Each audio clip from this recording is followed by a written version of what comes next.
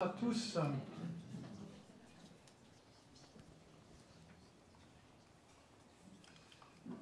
Bonsoir chers amis.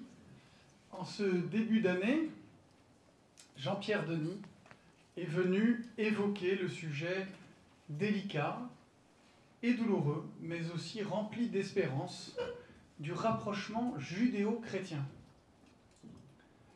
Après avoir évoqué son histoire personnelle, le parcours de sa mère, juive sauvée par le réseau Saliège, il s'est attaché aux difficultés que sous-tend ce rapprochement.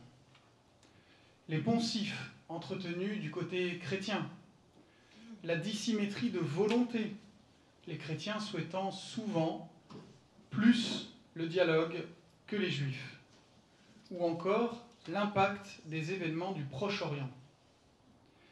Puis il a cherché à clarifier les nœuds de tension, depuis la théologie de la substitution, qui voudrait que l'ancienne alliance ait été abrogée et remplacée par la nouvelle.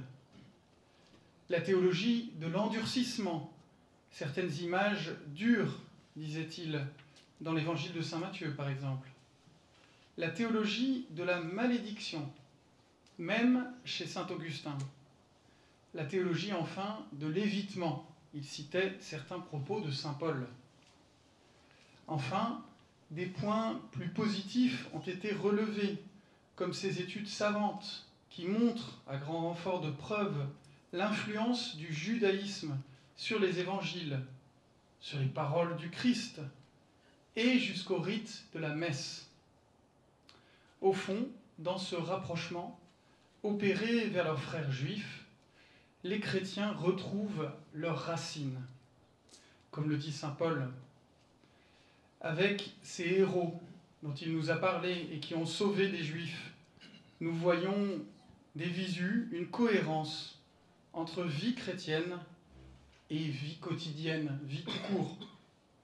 Il s'agit donc, comme c'est le thème de notre année, toujours d'unité, et même d'unité de vie. Et nous allons en parler encore ce soir, puisque nous avons la joie de recevoir Arnaud Desbazeilles. Merci Arnaud. Arnaud qui est directeur et fondateur de l'école Espérance Banlieue, le cours Les Constellations.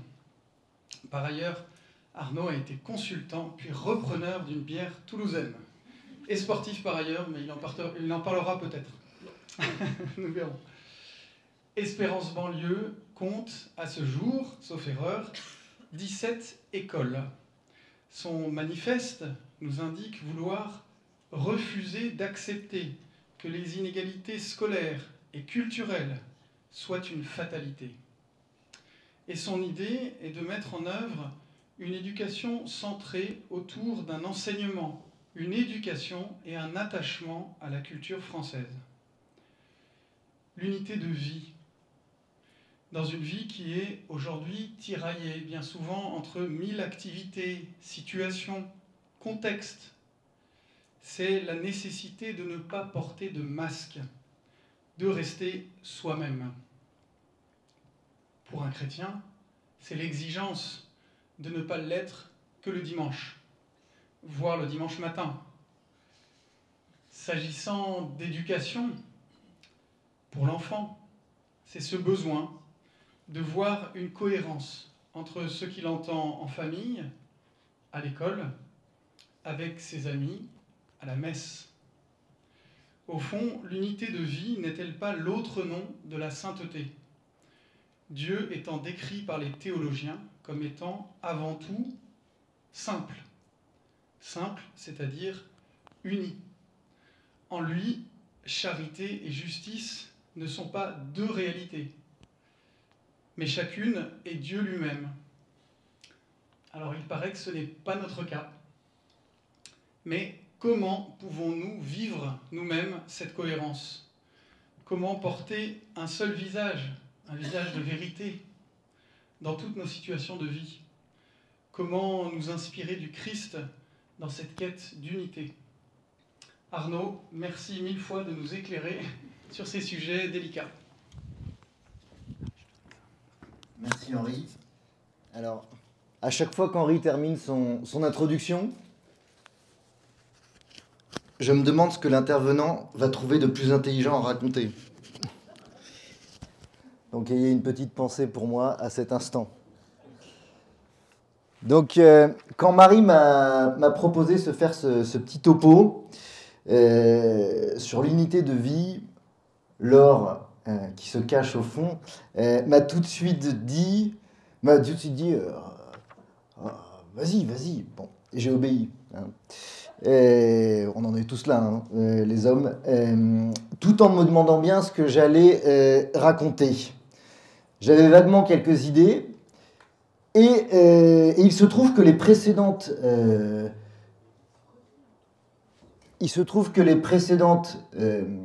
conférences de ce cycle sur l'unité m'ont aidé à réfléchir à certains points. Donc tout est grâce. Voilà, donc 2 remarques avant de commencer. La première, c'est que je ne suis ni un philosophe, ni un théologien. Ce soir, je vais vous livrer un témoignage agrémenté de quelques réflexions sur un sujet que je ne maîtrise sans doute pas plus que la plupart d'entre vous. Hein. Je ne suis pas à l'abri de quelques erreurs, voire de quelques hérésies. Je compte sur votre bienveillance et puis peut-être des compléments à la fin. La deuxième remarque, c'est qu'il y a bien quelque chose que je ne supporte pas dans les conférences, c'est quand l'intervenant n'annonce pas son plan. Eh bien, je suis désolé pour ceux qui sont comme moi, mais c'est ce que je vais faire ce soir. Voilà. Par contre, je m'engage à vous annoncer clairement les parties au fur et à mesure. Alors, si on essaye de rentrer un peu plus dans le vif du sujet, Henri l'a déjà dit, de manière triviale, on va dire que... Ah, j'ai un garçon qui me dit que ça fait mal aux oreilles, je parle trop fort dans le micro. On m'a dit qu'il fallait toujours le garder près de la bouche. On dit souvent que l'unité de vie, c'est ne pas mener une existence commode, c'est-à-dire à tiroir, catho la sortie de la messe, indifférent le reste du temps. C'est au contraire d'avoir une cohérence entre sa vie quotidienne et sa vie chrétienne. Je dirais un alignement entre sa foi, son cœur et son travail. Alors pour certains, cette cohérence, elle est acquise d'emblée par le choix d'un métier. Médecin, soldat, enseignant, agriculteur, policier, pompier. Il paraît évident que dans ces métiers, on peut se donner corps et âme aux autres. Et que la foi peut être le carburant de notre vie. Pour d'autres, cette cohérence n'est pas immédiate. Elle peut même être très longue et devenir une chimère, quelque chose qu'on essaye d'attraper, hein, ou un rocher de Sisyphe, hein, qu'on pousse tout au long de sa vie et qui nous rend éternellement insatisfaits, parce qu'on n'a pas cette cohérence entre voilà, sa foi, son métier, et on va dire que sous le poids d'un environnement qui nous conditionne, on est entraîné dans des voies qui ne sont pas celles de notre cœur. Voilà. Alors, première partie, à la recherche de mon unité de vie. J'ai choisi de faire une école de commerce. Pourquoi ? J'ai choisi de travailler dans le conseil. Henri l'a rappelé. Pourquoi ? Voilà. Ça a été une succession de non-choix, on peut le dire, poussés par l'esprit du monde. Le confort et le conformisme, l'appât du gain et la recherche d'une reconnaissance sociale. Tout ça a duré une 12aine d'années. Petit 1, puis un jour, Dieu frappe à ma porte. Le frère Emmanuel Perrier nous a dit, au cours d'une précédente conférence, ce n'est pas nous qui cherchons Dieu, c'est Dieu qui s'occupe de nous. Moi, ça se passe à Paray-le-Monial, peut-être que certains d'entre vous connaissent, en 2014, l'été 2014, je vois un clip Fidesco, va, rends les autres heureux, tu connaîtras la joie. Donne plutôt envie. Et là, alors que je viens de prendre le premier risque de ma vie, voilà, je suis sorti des sentiers battus, l'école de commerce, conseil, en créant une entreprise, après avoir été licencié économique. Alors avec Laure, on est... je dis alors, on y va ? Alors Alors, elle me regarde, voilà, il faut imaginer que je venais de créer une entreprise. Ouais, ok, bon, pourquoi pas. Et on va se renseigner auprès de Fidesco, et puis on se dit, ben ouais, faut y aller et tout, c'est à fond. Donc on avait eu une réunion de présentation à Toulouse. Et 10 jours plus tard, ils nous disent, bah non.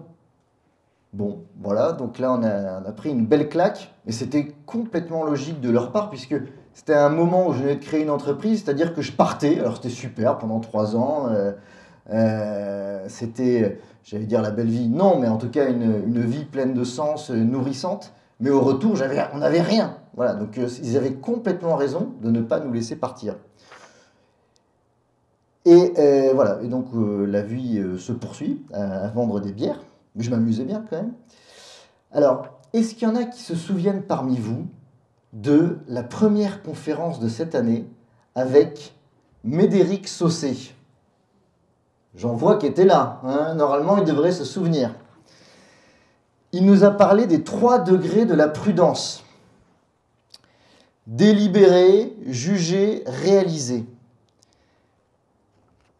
Je ne sais pas si vous vous souvenez de l'exemple qu'il avait pris pour illustrer son propos. C'était un exemple d'entreprise. Personne ne s'en souvient? Bon, alors forcément, moi, ça m'a marqué, puisqu'il a cité comme exemple, prenons un entrepreneur de la bière. Voilà, ma première entreprise, c'était dans la bière artisanale. Et donc, j'avais appliqué les 3 degrés de la prudence, étudier le marché, définir la stratégie adéquate et la mettre en œuvre. Voilà. Mais fin 2015, Laure se décide à passer le concours pour être professeur en lycée. On s'était rencontrés en école de commerce. À Noël, je lui offre un petit livre parlant d'éducation, d'enseignement, et à propos d'une petite école dans laquelle mes parents sont bénévoles, en région parisienne. Ça s'appelait, je crois, Espérance banlieue. Donc j'offre ça à Laure. Je l'entends après dire « Oh, c'est génial, c'est super !» Et jusqu'à ce qu'elle finisse, elle me le tende en me disant « Ça, c'est pour toi !» Donc, je recite Médéric Saucé. Ce qui est important, ce n'est pas le livre que nous lisons. Ce sont les livres que nous relisons. Et oui, des livres peuvent changer une vie. Et souvenez-vous, en fin 2015, notre pays vient d'être victime d'une attaque terroriste terrible. Les plaies du corps social sont là, béantes devant nous. Et la prudence m'oblige à réévaluer mon projet. Hein. Alors, adieu fût tireuse, pression et dégustation.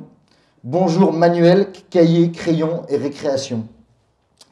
Et donc, ma deuxième entreprise sera une école primaire.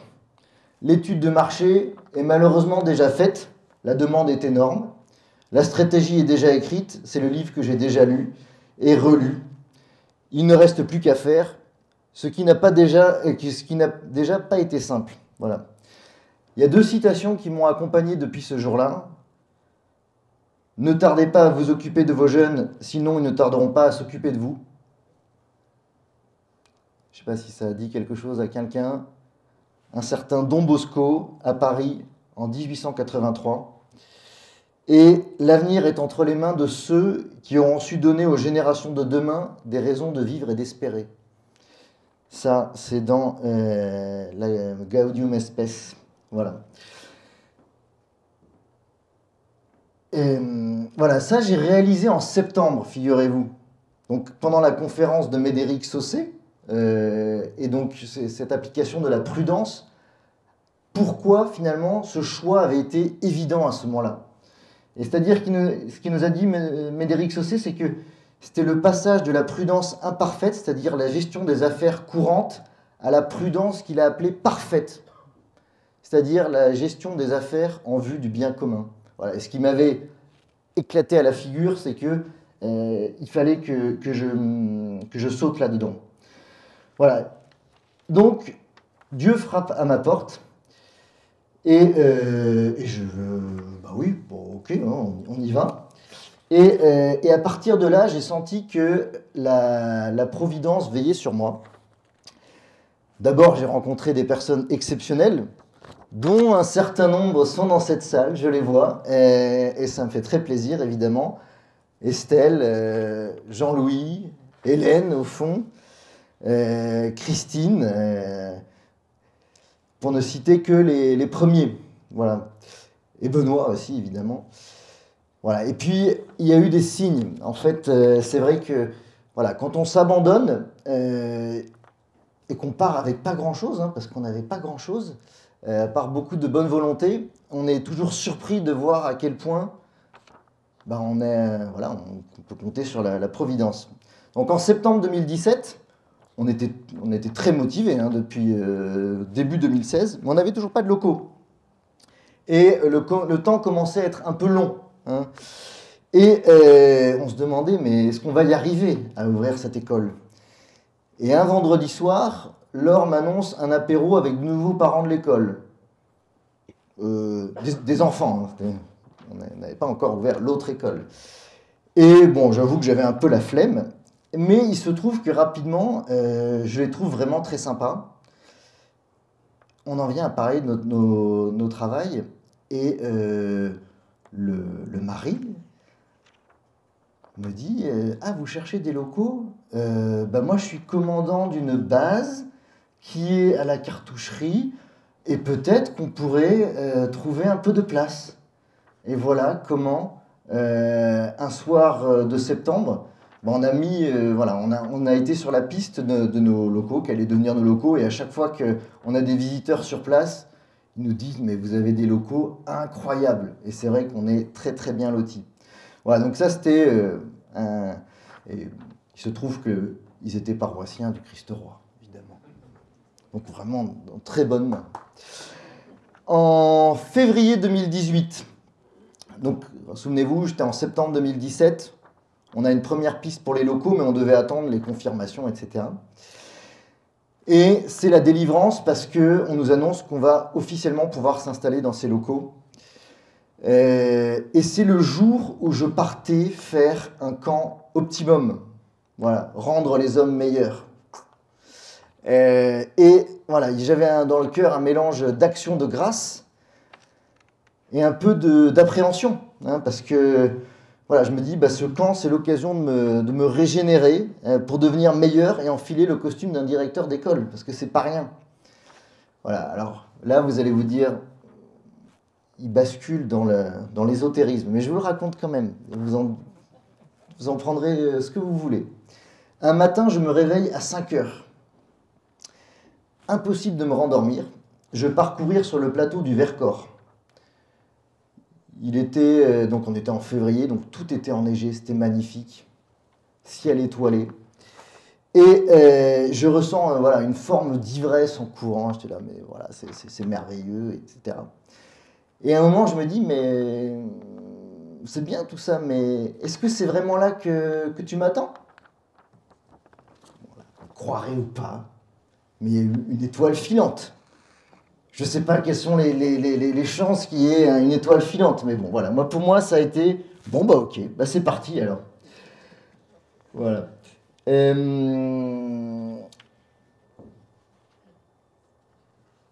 non, j'en suis encore là, en fait. Pourquoi je change de feuille?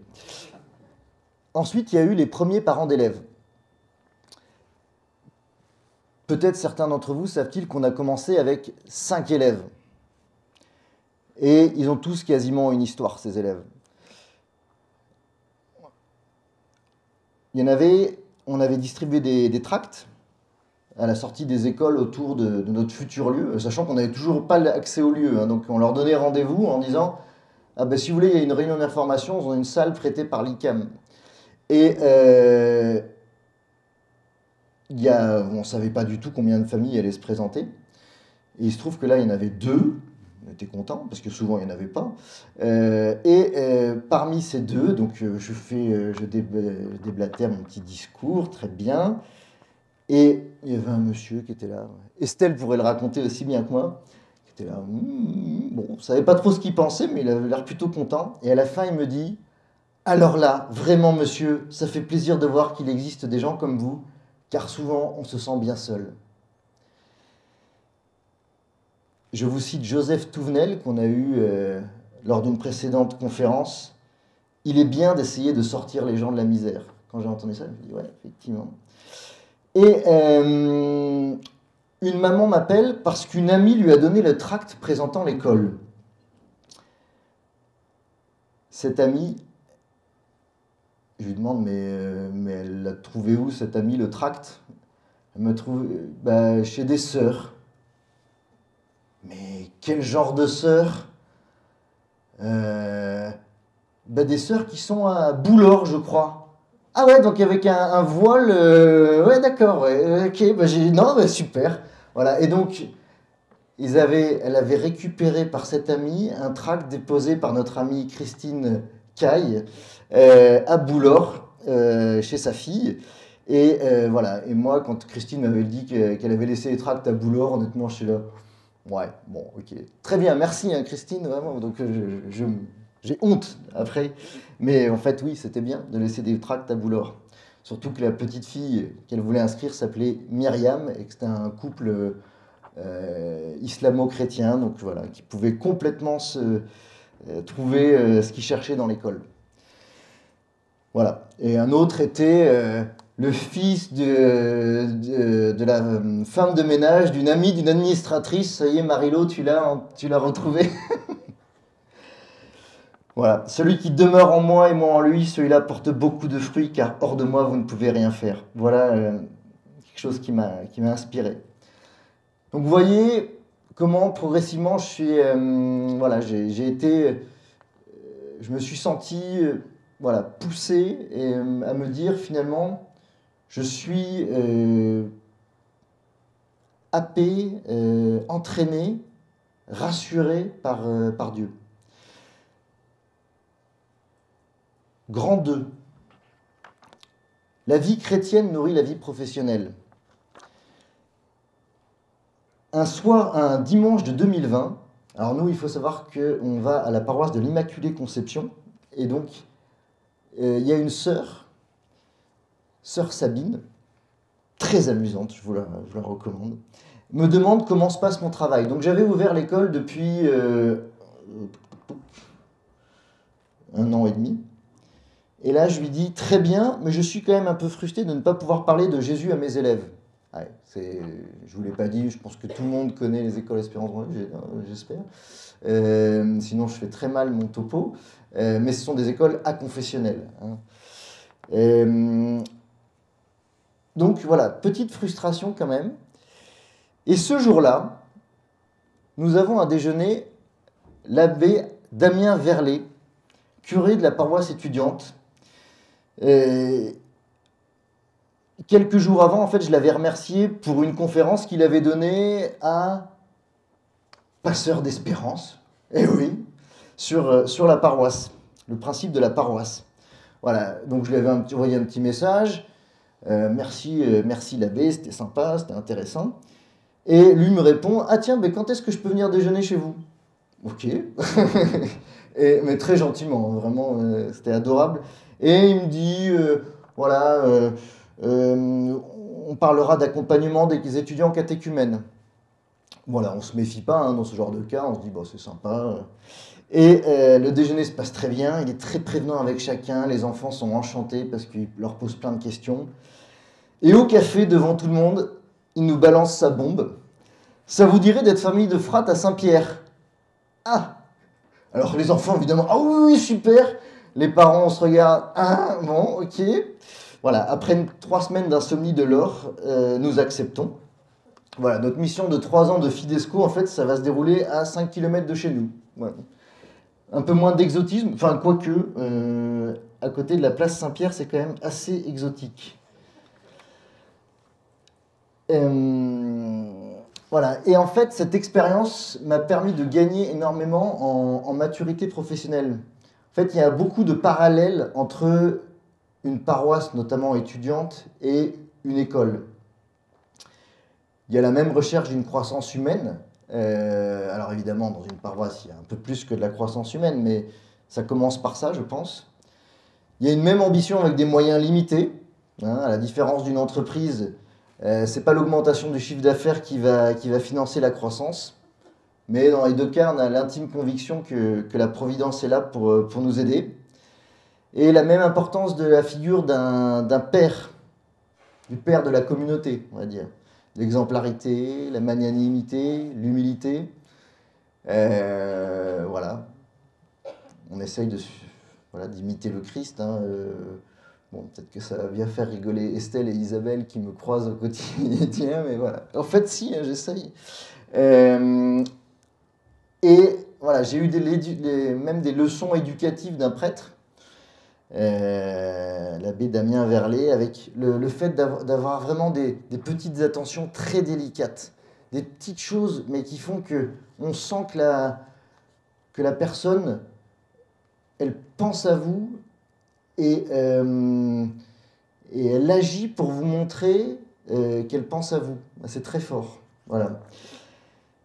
Des rencontres personnelles en vérité, la possibilité d'aller au-delà de l'apparence, des convenances et de creuser. Ce que j'ai appris aussi avec lui, c'est à appeler les disciples, ne pas attendre qu'ils se proposent et leur donner de vraies responsabilités. Alors le père Damien, ça fait rire Isabelle. Alors Isabelle qui rigole derrière, pour vous dire, elle était à la fois la frate avec moi et ensuite maîtresse à l'école. Donc elle a tout vécu avec moi. Et proposer des défis stimulants aussi, ça c'est ça qui m'a marqué à la paroisse étudiante. Pour vous donner un exemple, mais ça j'ai jamais réussi à le reproduire à l'école quand même, c'est tellement fou.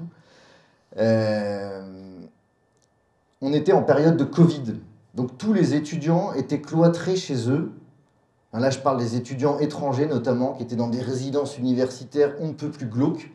Et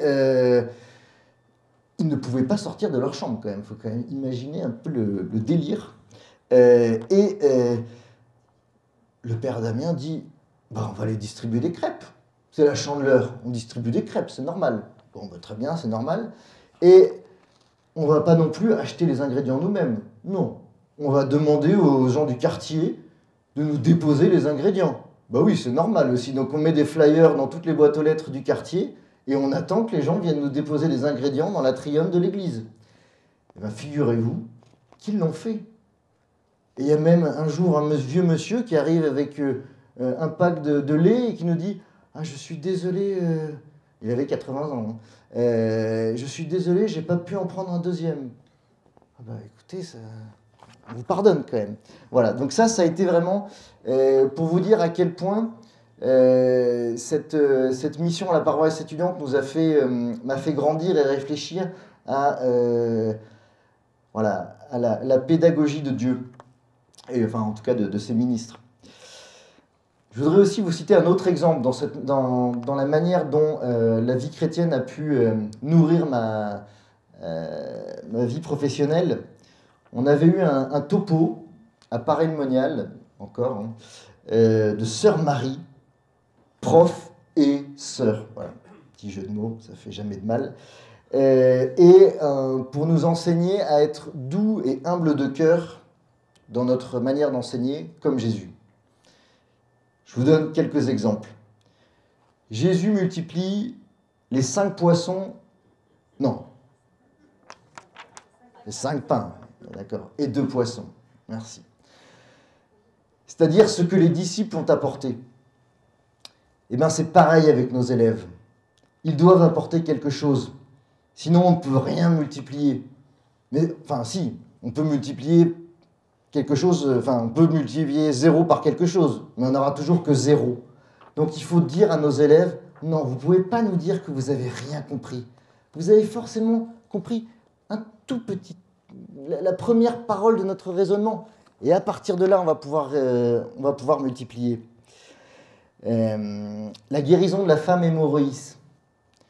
Jésus prend le temps de s'arrêter alors qu'il avance au milieu d'une foule. Eh bien, c'est pareil avec nos élèves. Quand il y en a un qui a besoin, il faut le sentir et il faut s'arrêter. Il faut laisser tout ce qu'on a à faire parce qu'il a besoin d'une parole, il a besoin d'une attention. Les 2 piécettes de la veuve. Suis-je capable de voir les 2 piécettes d'un élève? Un élève qui rame tout le temps et qui un jour va arriver à m'écrire un mot sur les 10 correctement. Mais là, bravo, bravo. J'allais citer un prénom, mais je ne le citerai pas, mais on a tous les deux le même en tête, Christine. Voilà, il faut s'extasier devant les 2 piécettes de l'élève. Jésus lave les pieds de ses disciples. Est-ce que je suis capable de rendre des petits services aux élèves, voire à mes enseignants? Jésus pardonne. Est-ce que je pardonne à mes élèves? Et surtout, est-ce que je pardonne à mes parents d'élèves?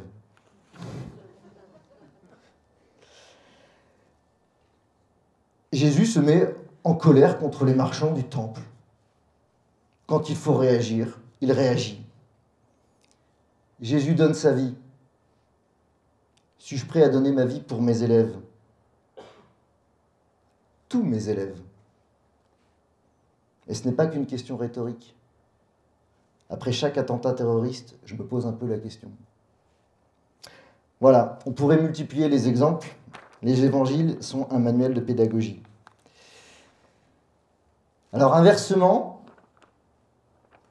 mon métier peut aussi nourrir ma vie professionnelle, ma vie chrétienne, pardon. Voilà, l'éducation, c'est avant tout un travail de relation avec l'autre, celui que l'on veut élever, conduire de soi au sens étymologique. Voilà, donc ce qui est valable pour un élève l'est parfaitement pour un catéchumène. La semaine dernière, nous avons une formation en équipe sur l'éducation bienveillante. Ça rappelle sans doute quelque chose à quelques-uns d'entre vous. Et oui, on est comme ça chez EB, chez Espérance Banlieue. Et notre formatrice nous a incité à développer des attachements sécurisés avec nos élèves. Et un enfant va avoir un attachement sécurisé avec une personne disponible, fiable, on va dire stable, fiable/stable, et affectueuse. Et bien, si nous appliquons ça dans nos relations avec nos catéchumènes, ils resteront sans doute beaucoup plus fidèles à leur paroisse, non? Voilà. Donc, là aussi, je me suis dit, bah tiens, en fait, ça c'est valable dans toute relation avec quelqu'un qui compte sur nous pour le faire grandir. Voilà, je pourrais quasiment m'arrêter là, tant il me semble que ma foi et mon travail se nourrissent, se complètent, sont cohérents.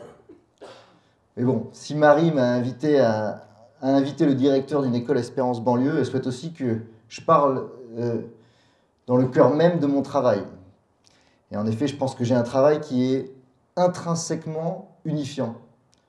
Donc on va plonger dans l'unité dans mon travail.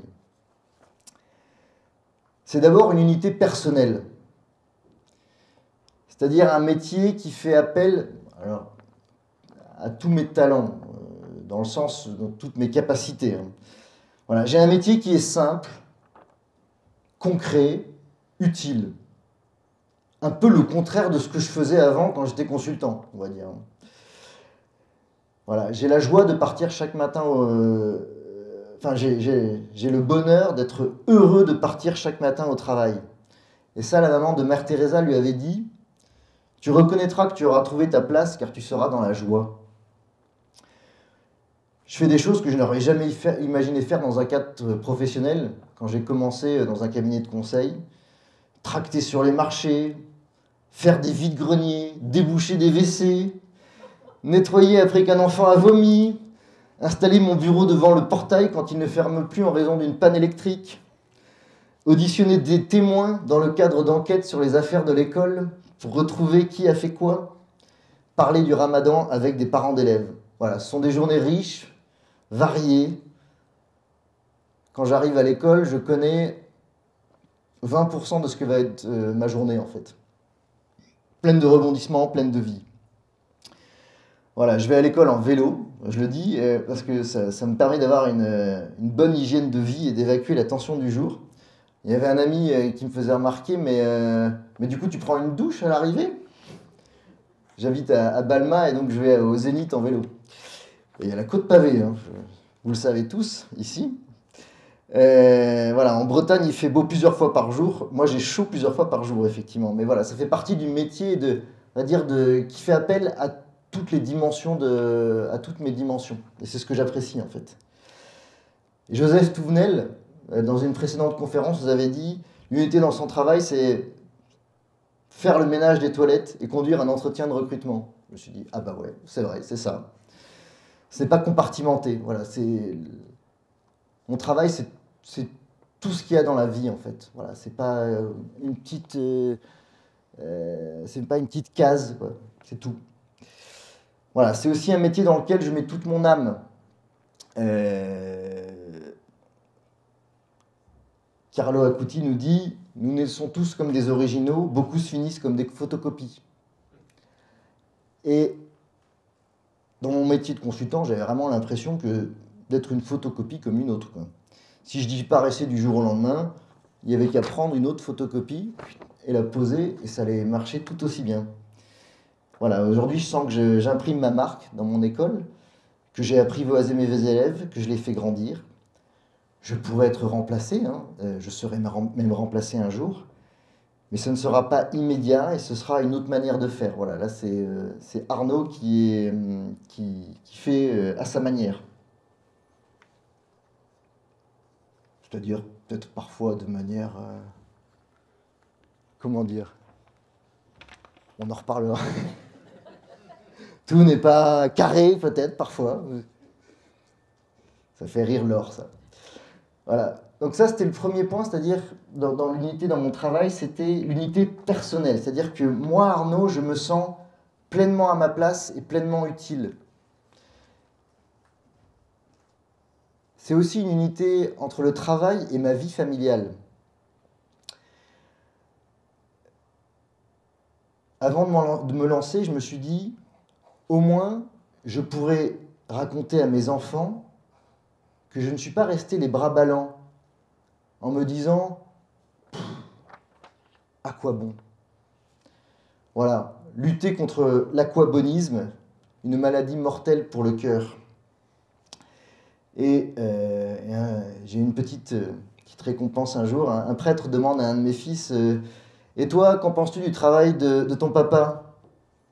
Moi, je trouve que c'est assez stylé. Donc là, tout est dit, quoi. Pour un ado...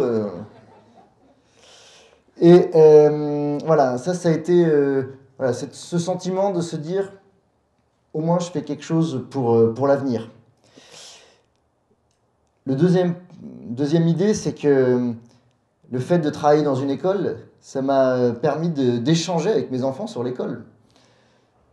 Parce qu'ils pouvaient enfin comprendre ce que je faisais. C'est-à-dire qu'avant, quand je leur racontais mon métier de consultant, soit ils s'endormaient, soit ils comprenaient rien. Donc, c'était pas très productif, quoi. Voilà, là, je peux leur demander comment ça se passe chez eux. Quand je rencontre une situation compliquée, je leur dis, mais votre directrice, là, elle fait quoi dans ces cas-là Et voilà, donc je peux faire un peu d'espionnage industriel, donc ça, c'est vraiment chouette. Et ça m'a même permis de relire leur scolarité. Et m'a aussi donné un petit regret de ne pas avoir été dans le milieu à cette époque, parce que j'aurais compris beaucoup plus de choses. Et là, je me suis dit, oh, t'es vraiment passé à côté de plein de trucs importants. Voilà. Voilà. Et ce qui est sympa aussi, c'est que mes enfants sont venus régulièrement donner des petits coups de main à l'école. Voilà. Donc c'est vraiment une grande joie de partager avec eux ce qui fait mon quotidien.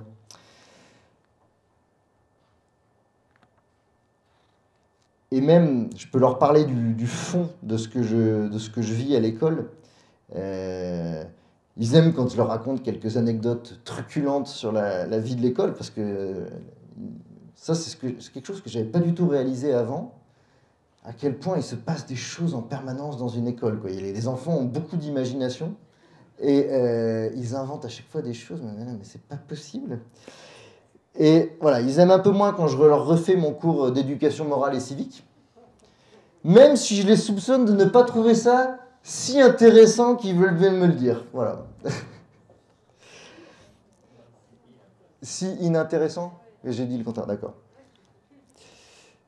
Voilà, donc ça a été aussi une grande grâce pour moi de me rendre compte que mon métier pouvait vraiment me rapprocher de ma famille. Et puis évidemment, c'est un travail pour unifier la société. Alors moi, je suis issu d'une famille aisée, hein, faut pas on peut le dire, hein, j'ai grandi entre le quartier Saint-Étienne et à Toulouse et le 7e arrondissement de Paris.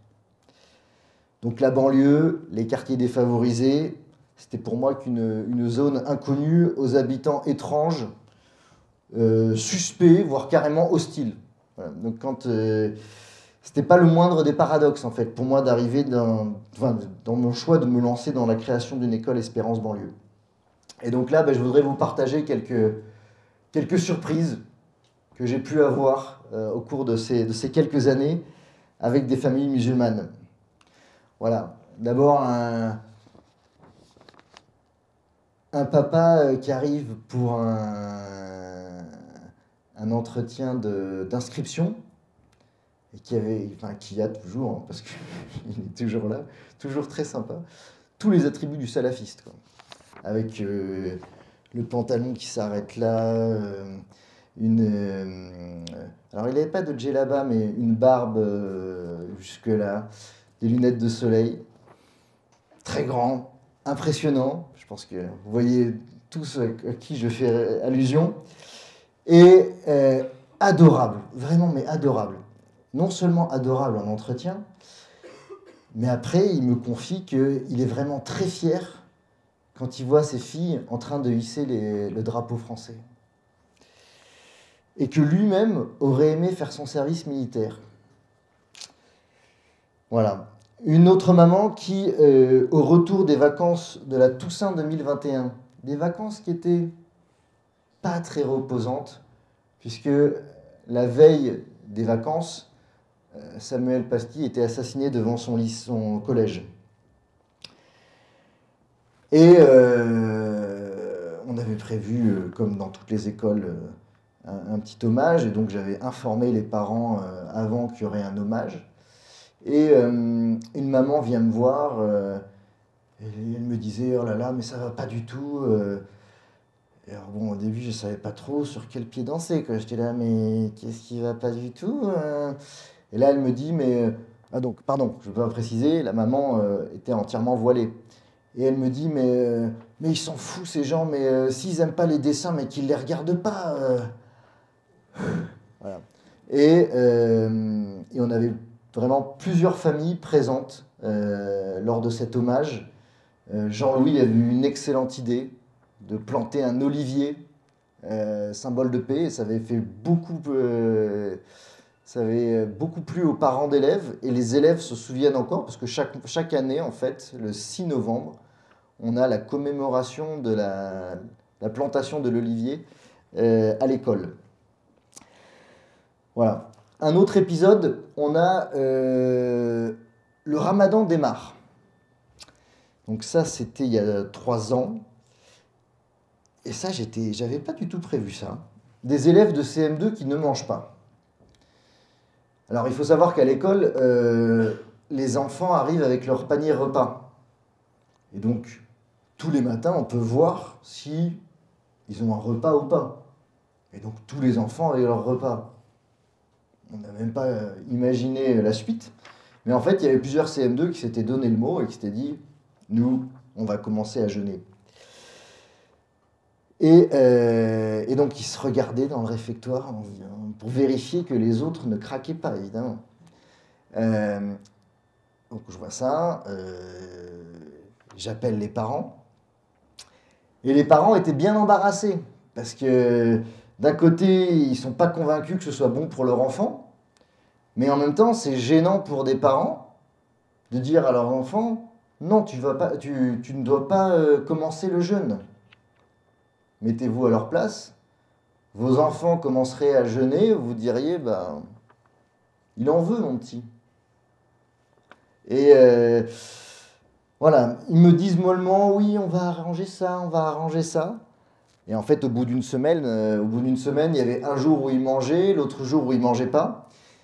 Et finalement, j'ai dû leur dire que ce n'était pas possible de jeûner à l'école et que s'ils voulaient vraiment que leurs enfants jeûnent, ils allaient devoir sortir de l'école le temps du déjeuner, parce que moi, je ne voulais pas prendre la responsabilité de savoir qu'ils ne mangeraient pas de la journée. Que eux une fois qu'ils ont récupéré leurs enfants, on ne les fasse pas manger, bah ça, ils assumeront si leurs enfants font des malaises. Mais moi, je ne le prenais pas. Voilà. Et en plus, il y avait un espèce de mimétisme culturel. C'est-à-dire que au bout de 3 jours, j'avais des CP qui voulaient jeûner. Et donc, j'ai dit ça aux parents. J'ai dit non, vous me mettez dans une situation complètement inconfortable. Voilà. Et donc, ça, c'est vrai qu'ils l'ont accepté. Je pense que c'est vraiment voilà, le fruit d'une vraie confiance mutuelle où ils se disent, bon, au fond, on pense quand même qu'il a plutôt raison, même si ça nous embête de devoir dire à nos enfants de ne pas jeûner. Mais bon, ok, on le fait quand même, on va leur dire, mais voilà, je ne sais pas comment ça peut se passer quand vous avez un établissement avec 300 enfants et 150 qui jeûnent, quoi, hein. Vous n'allez pas appeler les parents un par un et leur dire... Ah, voilà. Autre épisode, une sortie au 4e régiment étranger à Castelnaudary. C'était la première fois qu'on y allait. Alors nous, on va dire les enseignants, on était à fond, quoi. On était là, wow, c'est trop bien. Les élèves, ils ne savaient pas trop ce qui nous avait pris d'aller voir des militaires, quoi. Qui plus est des légionnaires. Et dans le bus, qui avait été affrété par le régiment, vraiment trop sympa, en arrivant, j'entends une petite fille qui dit à sa voisine ma maman, elle m'a dit que les militaires, ils n'aimaient pas les Arabes. Elle m'a dit, elle est bien partie, cette sortie. Voilà. Et en revenant le soir, tous les élèves étaient là. Ah, mais quand est-ce qu'on y retourne? C'était trop bien, ils étaient trop gentils. Voilà. C'est vrai qu'il n'y a pas de mystère, quoi, hein. Ils sont capables s'ils sont capables en 14 semaines d'intégrer des 140 nationalités, bah, c'est qu'ils ont un savoir-faire. Et je pense à une origine canadienne. Légionnaire mouillé, légionnaire réveillé. Parce qu'il pleuvait toute la journée. Et donc il était là pour les enfants. Mais ça leur fait du bien, ça leur fait du bien. Voilà. Et les enfants suivaient du coup. Ils étaient là, bon, bah, très bien. Voilà, il y a quelque chose de douloureux aussi parfois, enfin souvent même. C'est voilà, je vous ai parlé du réflexe, on va dire, le mimétisme communautariste. Il y a aussi un réflexe communautariste entre blacks et arabes, pour dire simplement. Et ça, c'est vrai que souvent, il y a des frictions. Les Maghrébins sont quand même assez moqueurs vis-à-vis des Noirs, quoi. Et ça se voit au foot, ça se voit dans les jeux. Et il y avait un soir où il y avait un meeting à Francazal. Donc nous, c'était le vendredi, et la patrouille de France s'entraînait pour le meeting qui avait lieu le lendemain, samedi. Et il se trouve qu'on avait la chance, l'école, d'être sur la zone d'entraînement de la patrouille de France. Et donc, on a eu droit à la totale, quoi, des jets bleu, blanc, rouge dans tous les sens. Et en fait, le vendredi soir, on baisse les couleurs, pardon. Et donc, quand on baisse les couleurs, on chante la Marseillaise, puis l'hymne à la joie, parce qu'on a aussi le drapeau européen. Et en fait, je leur dis, voilà, on va chanter la Marseillaise en l'honneur de la patrouille de France qui vient de nous régaler avec son spectacle, et de tous ces soldats qui sont vraiment, enfin tous ces aviateurs qui sont vraiment au top de l'entraînement, de la technicité, de l'engagement. Et alors là, mais les enfants avaient braillé, et c'était horrible, mais on voyait leur cœur qui sortait, quoi. Et c'était magnifique parce que ils se tenaient par les épaules, et je me disais, ben voilà, ça fait, tout est possible, voilà. Donc ça, c'était voilà, des rencontres avec ces familles. ses élèves aussi. Ce qui me marque aussi, c'est le rapprochement entre des personnes de bonne volonté, qui est pas forcément, qui peut être parfois surprenant. Voilà. On a la chance, depuis la création de l'école, d'avoir eu environ plus d'une vingtaine de services civiques dans l'école.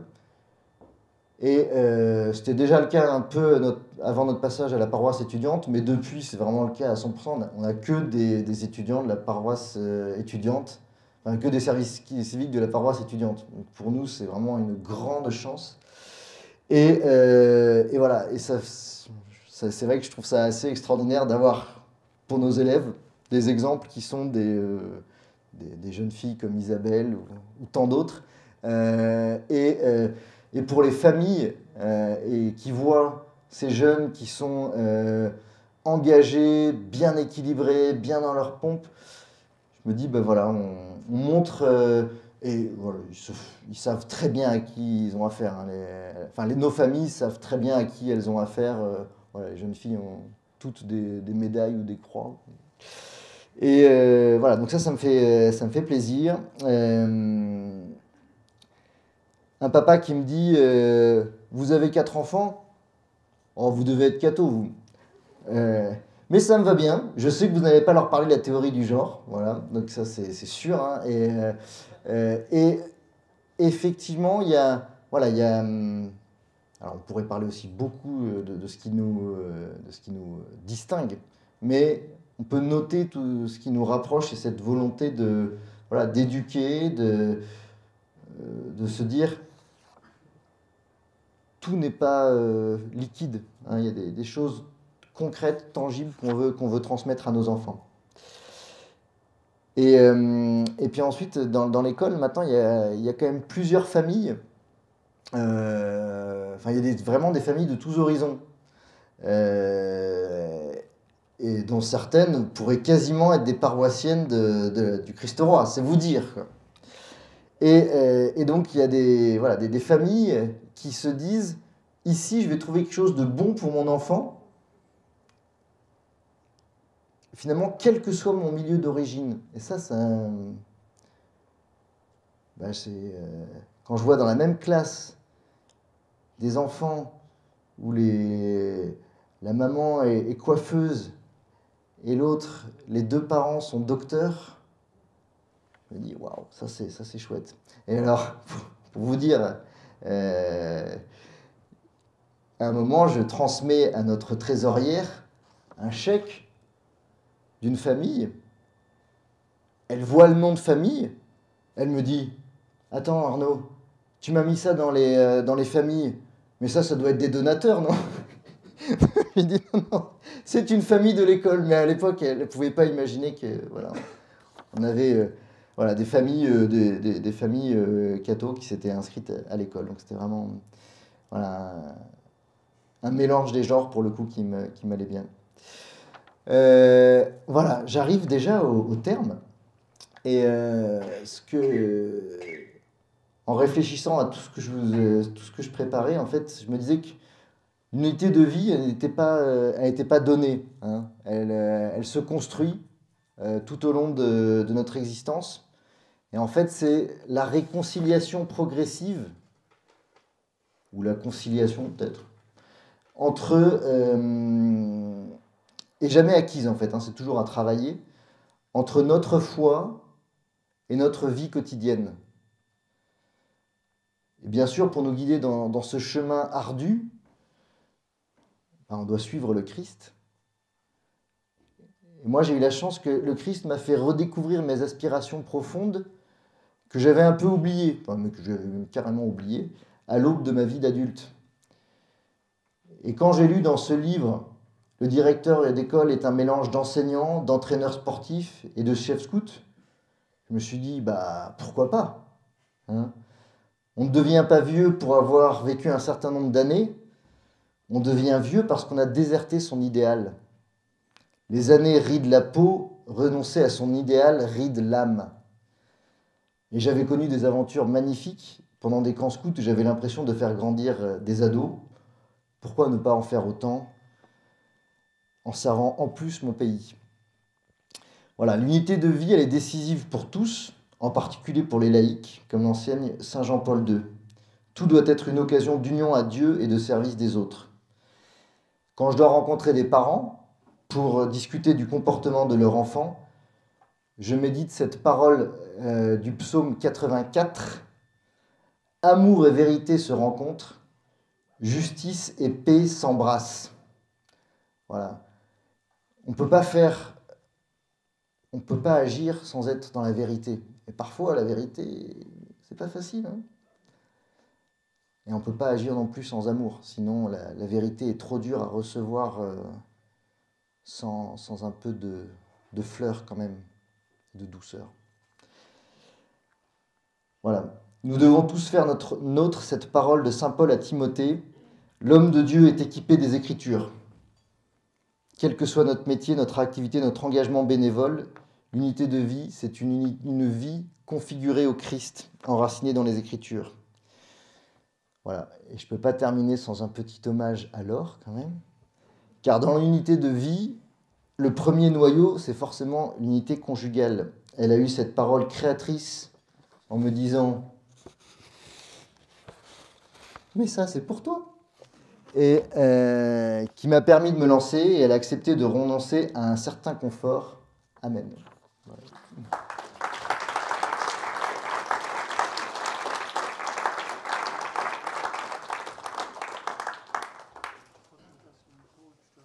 Je sais pas si Merci Arnaud. On va prendre des questions. Alors je vais te passer le micro parce qu'on a un petit souci avec l'autre micro, et puis je le ramènerai à Arnaud.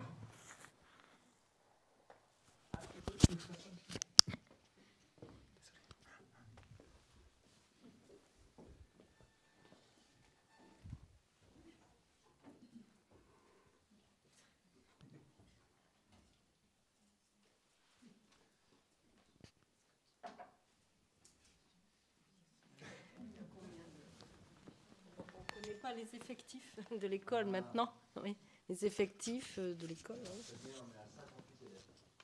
Et combien de classes du coup? 5 classes. Et est-ce que vous-même vous enseignez à part l'instruction civique ou... On avait une journaliste ce matin à l'école qui a dit la même chose. Pour moi, c'est la belle vie. Je suis toute la journée en récréation. Enfin, quand les élèves y sont seulement. Mais non, moi, j'ai pas de charge de classe. Mon rôle, c'est de faire en sorte que le cadre général soit agréable, que les enseignants aient les moyens d'enseigner dans une bonne ambiance, avec tout ce qu'il leur faut. C'est d'animer mon équipe et d'être à disposition des parents et des élèves. Les parents actuels et les futurs parents. Voilà. Mais c'est vrai que c'est une grande... ça veut dire que le modèle investit beaucoup sur le rôle du directeur, parce que dans aucune autre école, on aurait un directeur déchargé de classe à 58 élèves.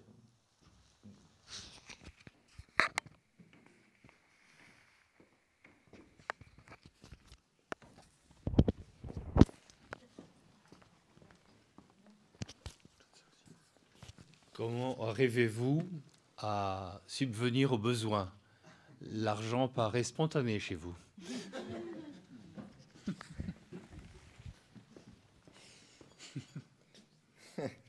Là, j'ai pas de réponse. C'est Jean-Louis qui pourrait vous dire plus, mais non, ça paraît fou. Mais ça fait 7 ans que ça dure. Et 7 ans avec des dépenses qui n'ont cessé de croître, puisque au début il y avait 3 salariés, maintenant il y en a 6 et demi. Et donc forcément. Comme ça. Non.